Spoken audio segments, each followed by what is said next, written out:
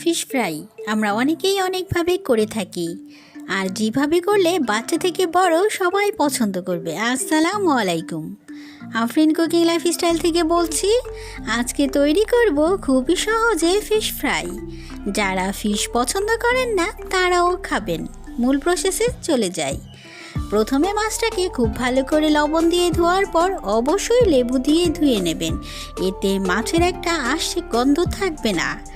দিয়ে দিচ্ছি 1 চা চামচ আদা রসুন পেস্ট করা, পরিমাণ মতো অর্থাৎ 1 চা চামচ নুন দিয়ে দেবেন, হলুদের গুঁড়ো 1 চা চামচ, মরিচের গুঁড়ো 1 চা চামচ, ধনিয়া গুঁড়ো দিয়ে দেবেন 1 চা চামচ, টমেটো সস দিয়ে দেবেন 2 টেবিল চামচ, সয়া সস দিয়ে দেবেন 1 টেবিল চামচ, সাথে দিয়ে দেবেন বারবিকিউ সস, এটা কিন্তু 2 টেবিল চামচ দিয়ে দেবেন।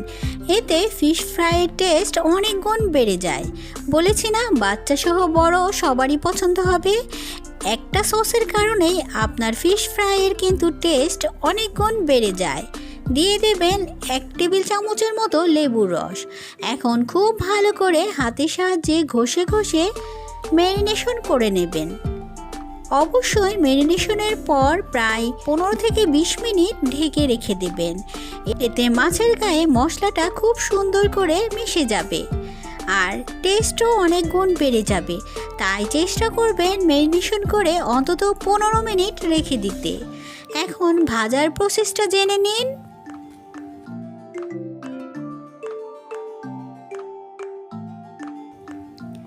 একটা প্যানে বেশি করে তেল দিয়ে দেবেন। আচ্ছা, মাছটা যেন প্যানের গায়ে লেগে না যায় তার জন্য একটা টিপস জেনে রাখুন। সামান্য একটু নুন দিয়ে দেবেন তেলে, এতে কিন্তু মাছগুলো আপনার কড়াইতে লেগে যাবে না। তেলটা একেবারে চড়া গরম করবেন না। যখন একটু হালকা গরম হয়ে আসবে তখনই ম্যারিনেশন করে রাখা মাছগুলো দিয়ে দেবেন। গ্যাসের ফ্লেমকে মিডিয়াম করে রাখবেন। একটা সাইড খুব ভালো করে ভাজা হওয়ার পর উল্টে দেবেন। মাছ দেওয়ার পর যেই ম্যারিনেশনের মশলাটা ছিল সেটা মাছের গায়ে দিয়ে দেবেন। প্রায় 10 মিনিট পর মাছটাকে উল্টে দেবেন। একটা সাইড কিন্তু অলমোস্ট ভাজা হয়ে আসছে, তখনই উল্টে দেবেন।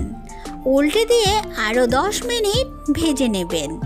এভাবে দুবার উল্টে মাছ ভাজলে কিন্তু মাছটা বেশি ড্রাই হয়ে যাবে না।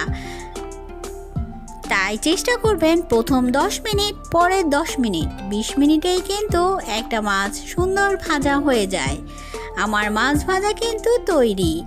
এখন গরম অবস্থায় তেল থেকে তুলে একটা প্লেটে নিয়ে নেব, কারণ এই তেলে ডুবিয়ে রেখে দিলে কিন্তু মাছের গায়ে সবগুলো তেল লেগে যাবে। তাই তেলটা গরম থাকা অবস্থায় মাছগুলোকে তুলে নেব। যদি সহজ রেসিপিতে আমার এই ফিশ ফ্রাই ভালো লেগেছে অবশ্যই বাড়িতে বানিয়ে নেবেন। ভিডিও ভালো লাগলে একটা লাইক দিয়ে দেবেন। চ্যানেলে নতুন হলে চাইলে সাবস্ক্রাইব করে পাশে থেকে যেতে পারেন। সবাই খুব ভালো থাকবেন। হাজির হয়ে যাব নতুন রেসিপি নিয়ে। আল্লাহ হাফেজ।